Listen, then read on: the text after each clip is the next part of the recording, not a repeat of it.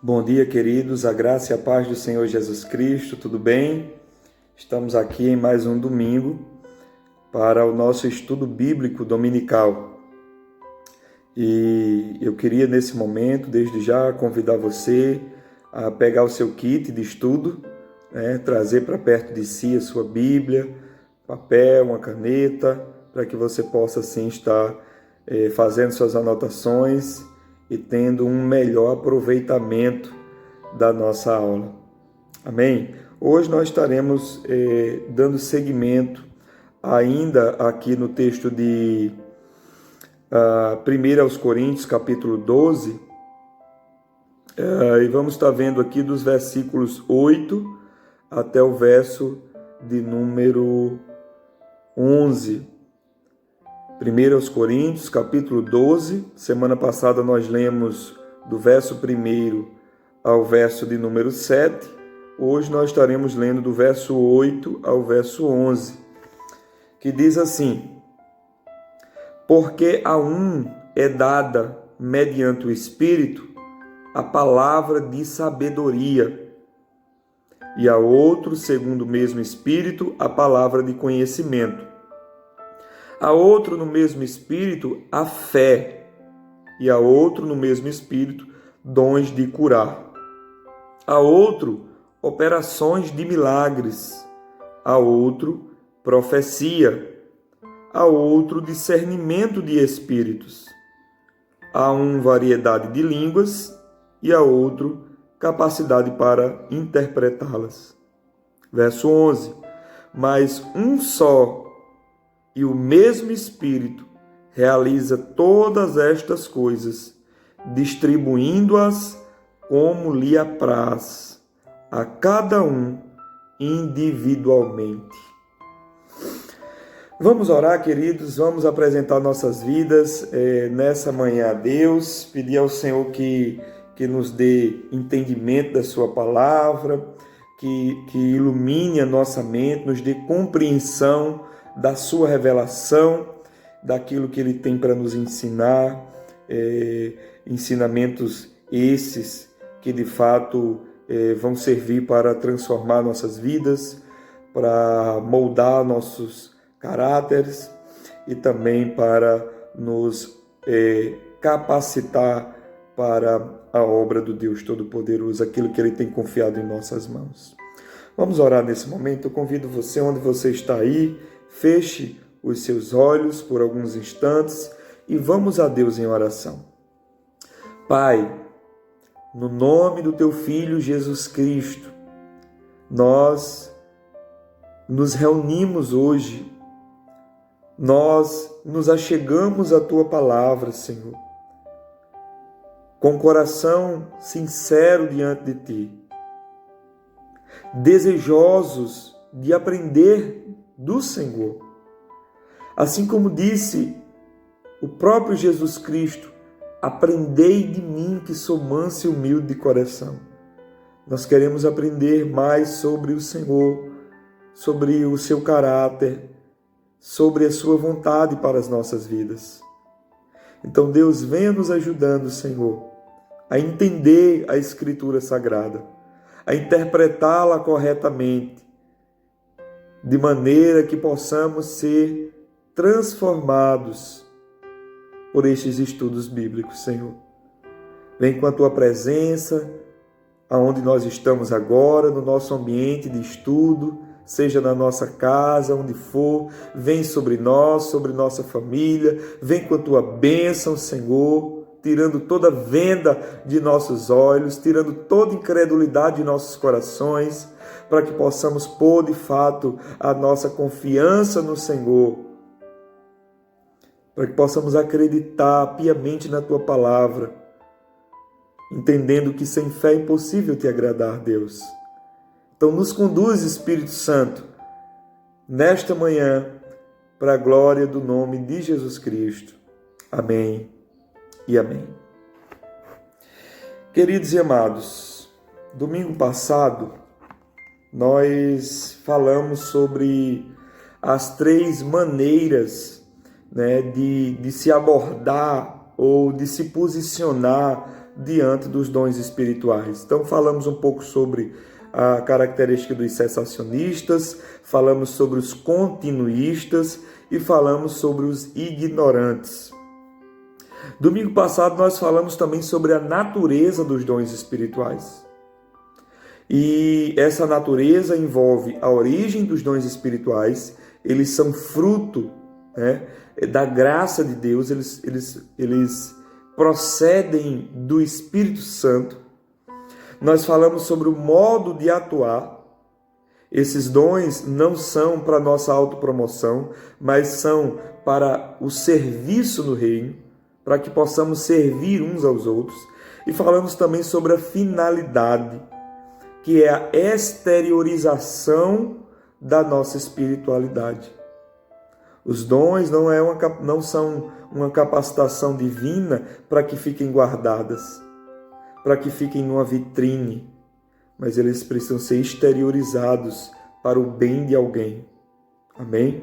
E encerramos também, semana passada, falando sobre o propósito dos dons espirituais, que é o aperfeiçoamento, de modo geral, o aperfeiçoamento da igreja e, consequentemente, o avanço do reino de Deus na terra. Hoje nós vamos iniciar a definição de cada um dos dons espirituais. Mas antes disso, nós precisamos saber que existem pelo menos 3 listas de dons no Novo Testamento. Uma lista está aqui na primeira carta de Paulo aos Coríntios, a outra lista está na carta de Paulo aos Efésios e outra lista está na carta de Paulo aos Romanos. E cada uma dessas listas, elas apresentam os dons em uma categoria diferente. Os estudiosos, eles costumam classificar os dons, né, dentro de cada uma de suas características. Uma das maneiras de classificar cada uma dessas listas de dons poderia ser da maneira seguinte, é uma das maneiras mais simples e que eu gosto de usar, algumas nomenclaturas, né? Nós temos os dons, conhecidos como os dons de sinais, nós temos também os dons ministeriais e temos também os dons de serviço. Então, cada uma dessas listas apresenta os dons de uma forma diferente e a gente pode categorizar, né? A gente pode categorizá-las dessa forma: dons de sinais, dons ministeriais e dons de serviço. Hoje nós vamos iniciar estudando as definições sobre os dons de sinais. Essa é a maior de todas as listas. Ela é composta por 9 dons e está exatamente aqui nesse texto que nós acabamos de ler, na primeira carta de Paulo aos Coríntios, no capítulo de número 12, nos versos de número de 8 a 11. Então vamos iniciar hoje o estudo dos dons de sinais, que podem também ser conhecidos como dons miraculosos ou dons sobrenaturais, que, por sinal, são alguns dos dons mais atacados por aqueles que não acreditam na contemporaneidade dos dons, que acreditam que alguns dons cessaram. Então, queridos, com a sua Bíblia aberta, vamos observar algumas definições hoje. O texto no versículo 8 começa dizendo assim: porque a um é dada, mediante o Espírito, está aqui o primeiro dom, a palavra de sabedoria. Esse é o primeiro dom. Palavra de sabedoria. E eu pergunto, o que seria o dom de palavra de sabedoria? Palavra de sabedoria é a capacidade especial que alguém recebe de dialogar ou aconselhar, tendo como base a Escritura Sagrada. Quem tem o dom de palavra de sabedoria é alguém que normalmente se destaca em debates teológicos, ou pessoas que se destacam no aconselhamento bíblico. Porque esse é o dom que capacita as pessoas a dialogarem com muita facilidade, tendo como base a Escritura Sagrada. São conselhos divinos, sempre conselhos baseados nos padrões das Escrituras Sagradas. Eu não sei se você já teve essa experiência, mas talvez, eu acredito que em algum momento todos nós já tivemos, aquela pessoa, não sei se você conhece, né? Aquela pessoa que quando você está confuso, às vezes você está sob pressão, você precisa tomar decisões, né? E você não sabe bem o que fazer, e de repente quando você vai até aquela pessoa, incrivelmente aquela pessoa ela sempre tem uma instrução bíblica para te dar no meio daquilo. Não é qualquer conselho, mas ela sempre tem um conselho extraído dos padrões bíblicos. Tem pessoas assim. Eu conheço pessoas assim. E é maravilhoso a gente poder recorrer a pessoas que têm o dom de palavra de sabedoria, têm uma sabedoria elevada ao ponto dela conseguir argumentar, ao ponto dela conseguir aconselhar, trazer sempre, ainda que imediatamente, ainda que pegue de surpresa, mas quase sempre ela se destaca por ter uma palavra divina para você, uma palavra proveniente como interpretação da Escritura Sagrada. Eu conheço pessoas assim, louvado seja Deus por isso. Eu queria citar um exemplo aqui no livro de Atos dos Apóstolos, no capítulo 6. Atos dos Apóstolos, capítulo 6, dos versos 8 a 10. Atos 6, de 8 a 10. Vai dizer assim. Abre sua Bíblia.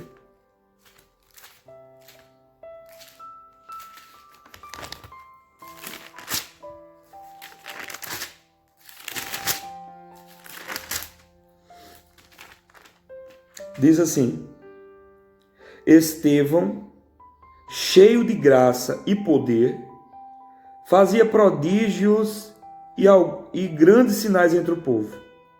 Levantaram-se, porém, alguns dos que eram da sinagoga, chamados dos libertos, dos cireneus, dos alexandrinos e dos da Cilícia e Ásia, e discutiam com Estevão.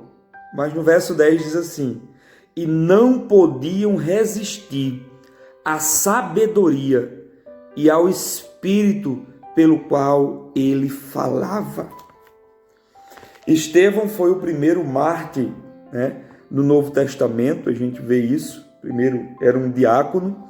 Estevão foi levado diante de algumas autoridades religiosas que perseguiam no primeiro século o cristianismo, e diz a Bíblia que eles começaram a discutir com Estevão, mas eles não conseguiam, porque a sabedoria era tão grande que Estevão apresentava os fatos com uma contundência muito poderosa, sabedoria grande, que eles não podiam resistir aos argumentos de Estevão.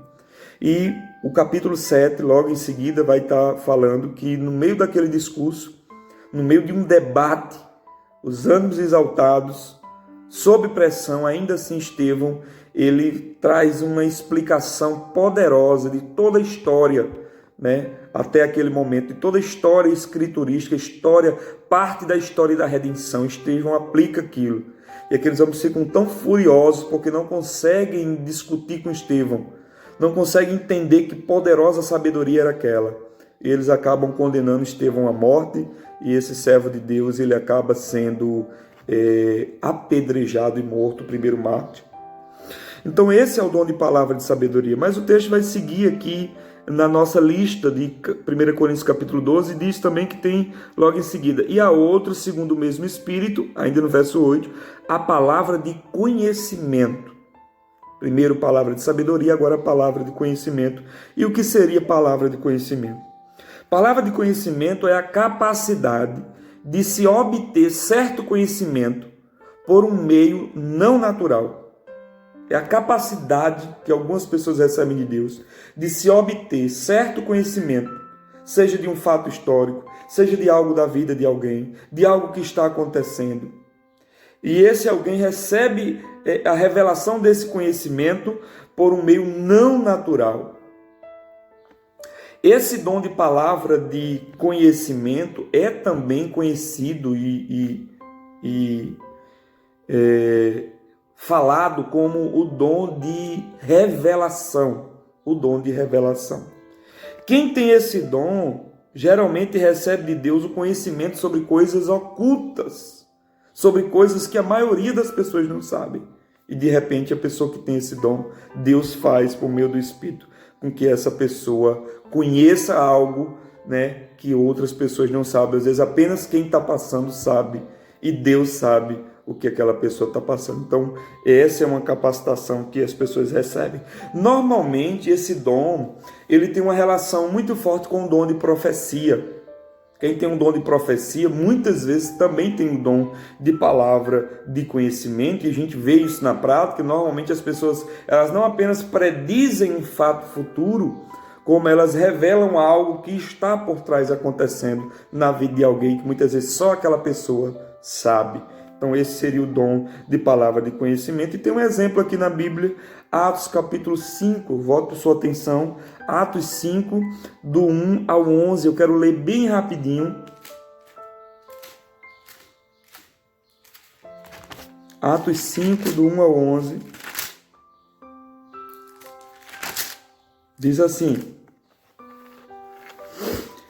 Entretanto, certo homem chamado Ananias, com sua mulher Safira, vendeu uma propriedade, mas em acordo com sua mulher, reteve parte do preço. E levando o restante, depositou aos pés dos apóstolos. Então disse Pedro: Ananias, por que encheu Satanás teu coração, para que mentisses ao Espírito Santo, reservando parte do valor do campo? Conservando, porventura não seria teu? E vendido, não estaria em teu poder? Como, pois, assentasse no coração este desígnio? Não mentiste aos homens, mas a Deus. Ouvindo estas palavras, Ananias caiu e expirou, sobrevindo grande temor a todos os ouvintes. Levantando-se os moços, cobriram-lhe o corpo, e levando-o, o sepultaram. Quase 3 horas depois entrou a mulher de Ananias, não sabendo o que ocorrera. Então Pedro, dirigindo-se a ela, perguntou-lhe: Dize-me, vendeste, portanto, aquela terra? Ela respondeu: Sim, portanto. Tornou-lhe Pedro: Por que entrastes em acordo para tentar o Espírito do Senhor? Eis aí a porta aos pés dos que sepultam ou sepultaram teu marido, e eles também te levarão. No mesmo instante caiu ela aos pés de Pedro e expirou. Entrando os moços, acharam-na morta e levaram-a, sepultaram-na junto do marido, e sobreveio grande temor a toda a igreja e a todos quantos ouviram a notícia destes acontecimentos. Ananias e Safira, 2 discípulos. Ananias tinha ouvido dizer, e o texto anterior vai dizer, ele ficou sabendo que um homem chamado Barnabé, naquele período em que a igreja era embrionária, nascendo, a comunidade nascendo, Barnabé tomou a iniciativa de vender umas posses e dar todo o dinheiro, colocar diante dos apóstolos, para que esses apóstolos administrassem o dinheiro, de maneira que não faltasse nada para ninguém. Então Ananias e Safira intentaram no coração de fazer o mesmo, porém com intenções distorcidas. Eles venderam a propriedade, ninguém tinha mandado, e eles guardaram uma parte do dinheiro e chegaram até Pedro e disseram: a gente vendeu o campo, portanto. E aí foram depositar aos pés de Pedro, querendo o mesmo prestígio, o mesmo aplauso talvez que Barnabé tinha recebido, porém eles estavam mentindo, porque tinham guardado parte do dinheiro. E é interessante quando Pedro diz a ele, versículo 4, conservando, porventura não seria teu?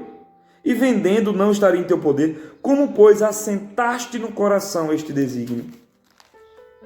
Ninguém sabia daquilo diante daquela congregação.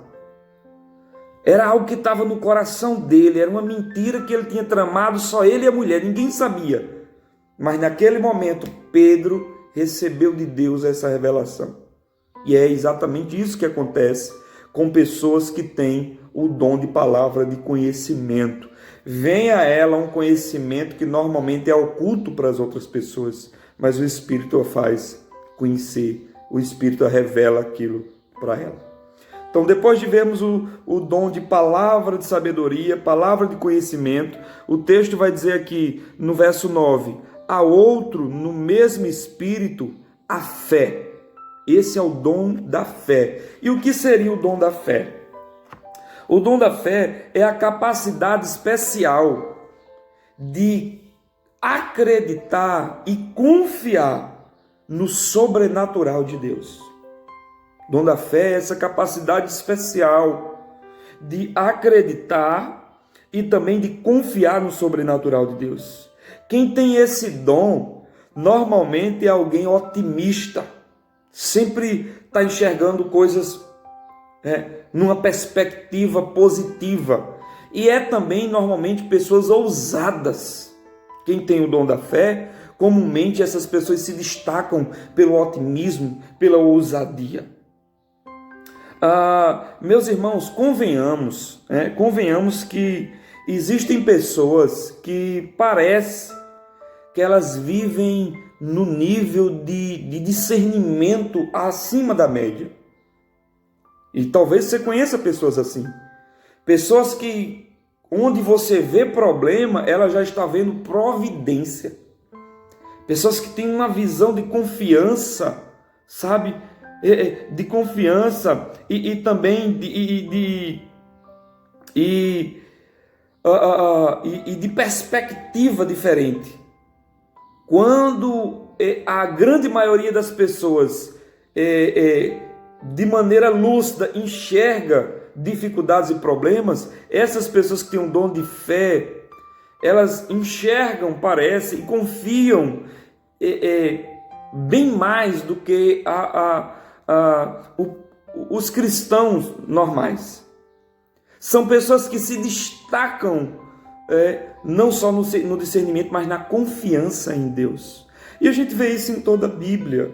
Por exemplo, quando a gente olha para a história de Noé, existe isso. A gente sabe que existem pessoas que parecem que estão acima da média, estão mesmo, porque receberam de Deus tal capacitação. Noé recebe de Deus uma orientação para construir uma arca naquela dimensão, sob a promessa de que viria muita chuva sobre a terra. Mas naquele período nem chovia.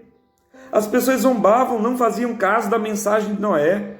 E ainda assim Noé tem uma visão. Ele se apega àquilo que Deus disse e ele acredita. E ninguém poderia persuadi-lo. E ele constrói a arca. E ele e sua família são salvos por conta disso. Abraão, por exemplo, ainda no início do seu relacionamento com Deus, novo na fé, chamado de Ur dos Caldeus para ir para uma terra que não conhecia. Deus fez a promessa de que abençoaria Abraão. Abraão reclama porque não tinha filho. Com 75 anos, sua esposa já velha também. A sua esposa era estéril, totalmente, uma situação totalmente impossível. E Deus promete a Abraão que ele teria um filho, que ele teria um descendente. Sara, quando escuta por detrás da tenda o anjo do Senhor falando com Abraão, ela ri, ela caçoa. Ela diz, como é que Sara vai dar à luz uma mulher velha? Como é que eu vou dar à luz nessa idade estéril? Mas Abraão creu, diz a Bíblia. Abraão tinha uma fé sobrenatural. E a Bíblia diz que Abraão creu e aquilo lhe foi imputado por justiça. Tu percebe a diferença? A gente olha para a história de Elias, por exemplo, depois de Deus dizer a ele que ele devia ir até Acabe, dizer a Acabe que não ia chover durante um período, ele diz, depois fala para ele que ia chover, então ele sobe no cume do Monte Carmelo, está registrado lá no livro de Reis, 1 Reis, capítulo 17, 18, está lá toda a história. E aí Elias sobe com um auxiliar, com um ajudante aí para cima do cume do Monte Carmelo, se senta, se acocora, põe a cabeça entre as pernas, começa a orar ao Senhor e pede ao seu ajudante, vá ali e olhe de vez em quando como é que está o céu, se tem uma nuvem, se realmente vai chover. E aí o seu ajudante vai e volta, nós conhecemos essa história, ele vai e volta por várias vezes, até que na última vez, Elias orando, ele diz: olha, Elias, tem uma pequena nuvem do tamanho da mão de um homem. Elias disse: então desce depressa e avisa Acabe, manda Acabe aparelhar os seus carros, porque vai chover. Uma pequena nuvem. Elias disse: pode avisar Acabe que vai chover, e choveu muito. Então, é uma fé sobrenatural. Agora eu quero só fazer uma distinção. Lá em Efésios capítulo 2, diz que nós somos salvos pela graça, mediante a fé. E isto não vem de vós, é dom de Deus. A fé aqui, como é descrita nessa lista de dons espirituais, aqui na carta de Paulo aos Coríntios, não é a fé salvífica, não é a fé salvadora. Porque a fé salvífica ou a fé salvadora é uma fé que todo cristão genuíno recebe. Porém, a fé como um dom espiritual, a fé como uma capacidade de enxergar e confiar além da média, esta fé como um dom é apenas para algumas pessoas a quem o Espírito quer conceder. Amém, queridos? Então, seguindo aqui, nós temos também, logo em seguida, versículo 10, a outro, operações de milagres. Depois da fé diz aqui, e a outro, no mesmo Espírito, dons de curar. Isso é muito importante, esses dons aqui. Dons de curar, o que seria dons de curar ou dons de cura? Seria a capacidade de, direcionado pelo Espírito Santo, ministrar curas milagrosas sobre a vida das pessoas. Talvez você pergunte, por que dons de curar ou dons de cura? Porque assim como as enfermidades são diversas, os dons também são variados. Dons de cura para várias classes, categorias de enfermidades. Agora eu quero chamar a sua atenção para uma coisa. Esse dom, de curar, ou dons de cura, eles são muito atacados, esse em especial, sob o argumento de que quem tem o dom de cura hoje, se ele tem, ele precisa evidenciar isso curando todo mundo. Tem muita gente que não crê no dom de cura, porque segundo essa pessoa, se essa pessoa realmente tem o dom de cura, se esses dons fossem para hoje, então não deveria ter ninguém nos hospitais. Porém, queridos, isso é um argumento falacioso, porque a Bíblia, através dos dons espirituais, da proposta dos dons espirituais, ela não apresenta a realidade de que quem tem um dom passa a ser uma espécie de Deus com poderes onipotentes. Nunca foi esse o intuito de Jesus. Ao derramar sobre a igreja dons, Jesus não estava fazendo da igreja deuses, das pessoas deuses, com dons, com capacidades ilimitadas. Claro que não. Nem o próprio Jesus, até porque essa não é a vontade de Deus, extinguir as enfermidades completamente nesta vida. E as enfermidades só não vão entrar no céu. Essa não é a vontade de Deus trabalhar dessa forma. Por exemplo, as pessoas que dizem isso, elas se esquecem que quem tem o dom de evangelista não tem o poder de ganhar todas as almas para Jesus. Assim como quem tem o dom de cura, um dos dons de curar, não tem obrigação de curar todas as pessoas, embora queira, mas não tem a capacidade de curar todo mundo. Nem Jesus extinguiu as enfermidades no seu tempo. Jesus curou muitos, mas ele não quis extinguir. É verdade que existem charlatões. É verdade que existem pessoas comercializando a fé, que se dizem, arrogam para si determinados dons, quando na verdade almejam barganhar com a fé das pessoas, ganhando dinheiro em cima delas. É verdade, mas não é porque esses fatos são verídicos, não é porque essas coisas acontecem que nós vamos desacreditar esse tipo de dom. Claro que não.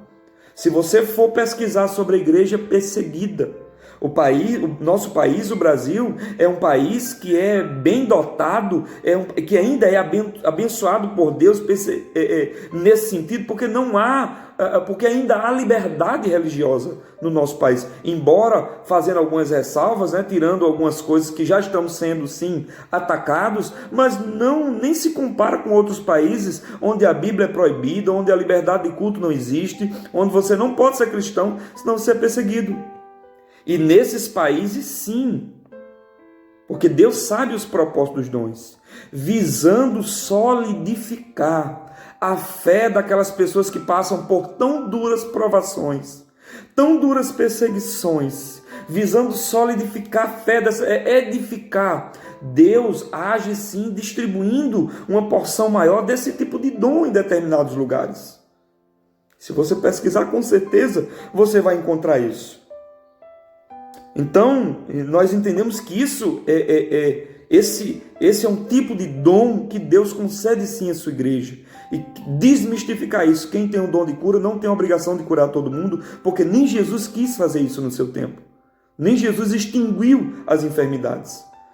Assim como quem tem o dom de palavra de sabedoria não sabe de tudo, palavra de conhecimento não tem toda a revelação, não é onisciente, quem tem o dom de evangelista não ganha todas as almas para Jesus, quem tem o dom de cura não tem a obrigação também de curar todas as pessoas. Mas sim, pessoas que têm esse tipo de dom, elas se destacam por ministrarem sob o poder do Espírito Santo, sob a influência do Espírito Santo, ministrarem curas milagrosas, sim, na vida de muitas pessoas.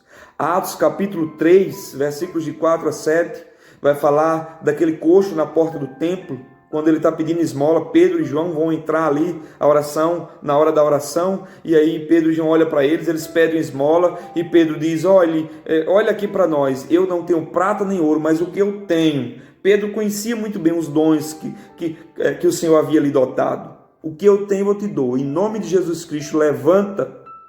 Ou melhor, em nome de Jesus Cristo, anda. Pedro pega na mão daquele homem, levanta aquele homem, e os pés e tornozelos daquele homem ficam sãos, se endireitam. Pedro tinha o dom de cura. Então esses seriam os dons de curar. Eu quero falar apenas mais um, nosso tempo está indo bem avançado. Eu quero concluir agora o quinto dom, que é o dom de operação de maravilhas ou operação de milagres. No versículo 10, na primeira parte diz: a outro, operações de milagres. Até aqui. O que seria o dom de operações de milagres? Trata-se de atos sobrenaturais de poder que intervêm sobre o estado comum das coisas. Quem tem o dom de operação de milagres é usado por Deus, pode ser que seja usado por Deus, às vezes numa cura milagrosa, às vezes numa libertação extraordinária, numa batalha espiritual. São pessoas que muitas vezes são usadas por Deus até para ministrar sobre eventos da natureza, atos milagrosos.